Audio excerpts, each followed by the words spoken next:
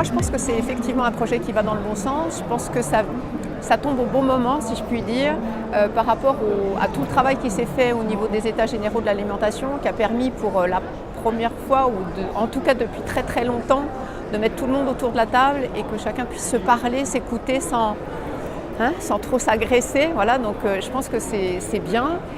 Et d'autant plus avec la volonté du président de la République qui leur a demandé un engagement extraordinaire quand même le 11 octobre à Rungis, là, de produire des plans de filière.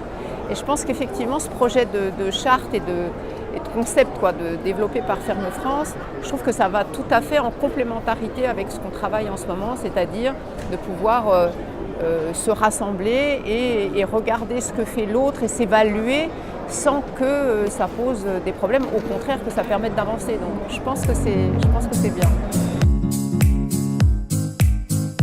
Quand on écoute les citoyens, ils veulent à nouveau, je pense, bien manger. Je pense qu'on a été, vous savez, le système du balancier, c'est toujours très d'un côté et très de l'autre. On a été dans la malbouffe, si je puis dire, vraiment très très fort. Et je pense qu'aujourd'hui, le citoyen, il a envie de revenir quand même aux bases, aux fondamentaux. Et bien se nourrir en fait partie. Donc c'est pour ça que dans la future loi, il y a le titre 2 sur une alimentation saine, sûre, durable et accessible à tous. On y tient. Et je pense que ça, le citoyen, il nous l'a fait remarquer. Après, il y a beaucoup aussi d'expressions par rapport au bien-être animal. Ça s'exprime de différentes façons, plus ou moins justes.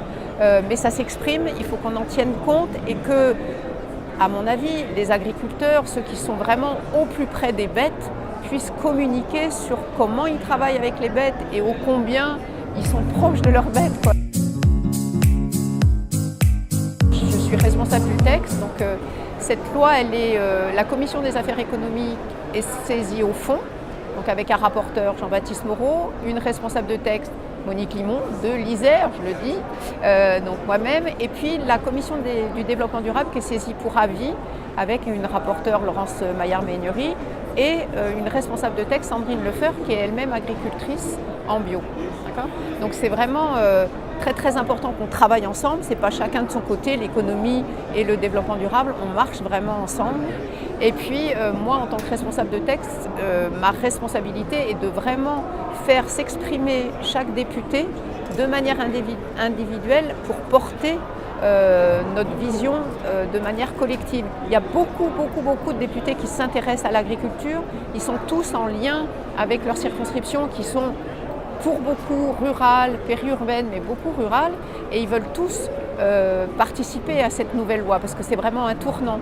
Donc ma charge à moi, c'est de faire que chacun s'exprime. On a fait des sous-groupes thématiques pour que chaque député puisse travailler et après produire des amendements, puisque même si la loi nous convient, on fait partie de la majorité, donc on est d'accord avec le gouvernement, mais en même temps, on a envie de la compléter, de l'améliorer, et c'est ça le travail. Et on ne veut pas le faire tout seul, en plus on veut le faire comme on a fait pour les EGA, avec des auditions au niveau national, avec des rencontres ici au Salon de l'Agriculture, et aussi avec une déclinaison en circonscription, puisque parmi nous, des députés vont travailler la loi, voire arriver avec des amendements qui auront été travaillés en circonscription.